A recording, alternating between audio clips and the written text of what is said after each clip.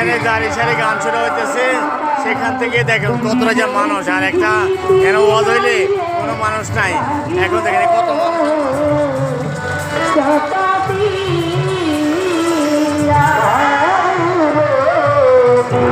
এখানে দাঁড়িয়ে সারি হইতেছে মানুষ আর মানুষ, কিন্তু এখানে যদি ওয়াজ হইতো ভালো করে আল্লাহর কথা হইতো কোনো মানুষ পাওয়া যাইতো না মনে হয়।